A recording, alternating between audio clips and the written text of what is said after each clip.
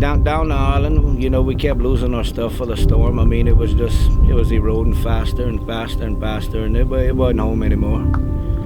It was time to move on. It was time to close that chapter of our life and start the next one. I'm Travis Dordor. I'm a commercial fisherman in Cameron. I shrimp and I oyster. My story's getting out and people are starting to see that this isn't as safe and as clean as they thought it was. We're here in Cameron Parish right now because behind me is Venture Global Calcasieu Pass LNG facility.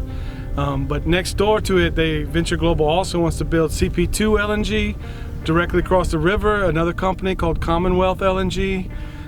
Next door to that one is G2 LNG, and so that's 4 LNG facilities right here at the mouth of the river in a place that just 2 years ago experienced Category 4 hurricanes back to back, followed by a winter storm Uri, followed by a random flooding in May. So the impacts of climate change are felt directly here, and at the same time, this is the place where these companies want to continue exacerbating climate change by pumping greenhouse gas, millions and millions of tons of greenhouse gases every year into the environment.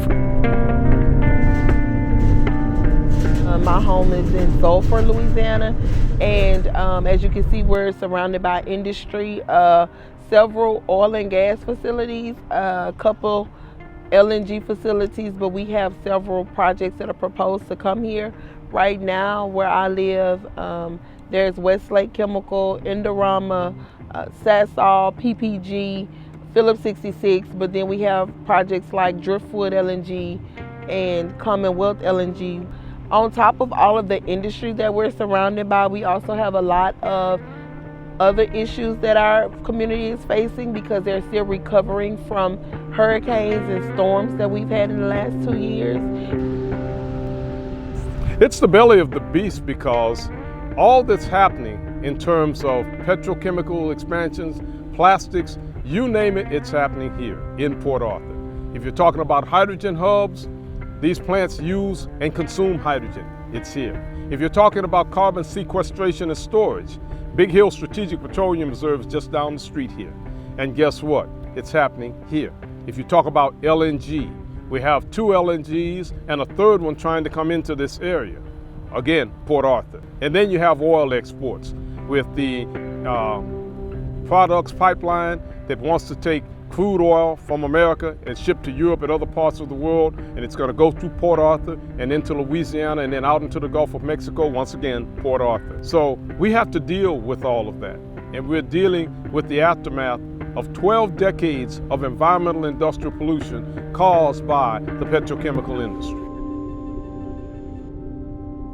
So I have the report at home from the Texas Department of State Health, and it clearly states, you know, there's 7 types of cancer, and it names the cancers that are higher than to be expected right here in southern Brazoria County. And of all things, Dow Chemical about 10 years ago built our own cancer center just about 10 miles away in Lake Jackson, Texas.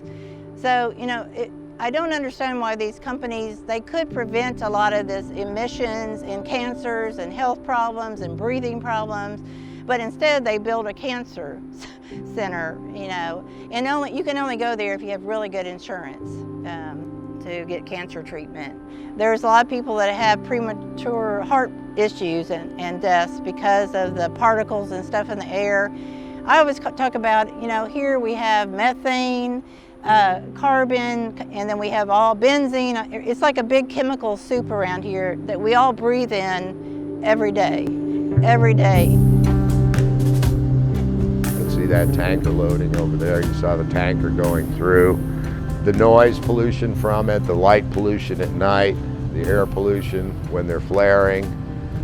They've had several releases over there. When they were bringing that south tank into service, they didn't follow their own procedures, and their people, there was an investigation, and they said, well, we didn't follow our procedures and our control equipment didn't work like it was supposed to, and they flared, I think it was 700 million cubic feet of methane that just went out that was supposed to go through the flare. It never did. It was just released to the atmosphere.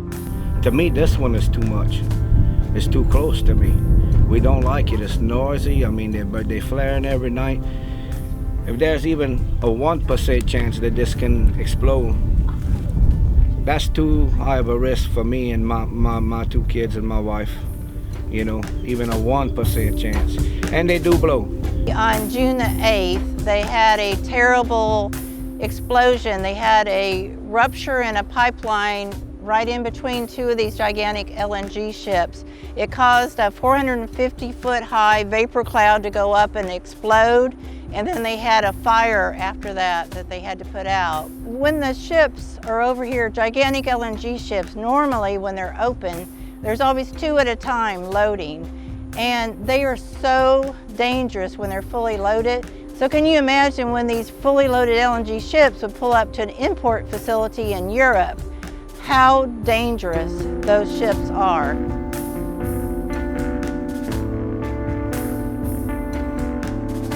If we continue to invest in these suicidal projects, I mean, our grandchildren and generations to come will suffer. We all have arrived at this point on the backs of so many ancestors and so many generations to get to right here where we are today. And we have kicked the can down the road so long that the road is running out. And so I would just implore all the banks to not invest in fossil fuels infrastructure that is going to basically destroy a livable planet.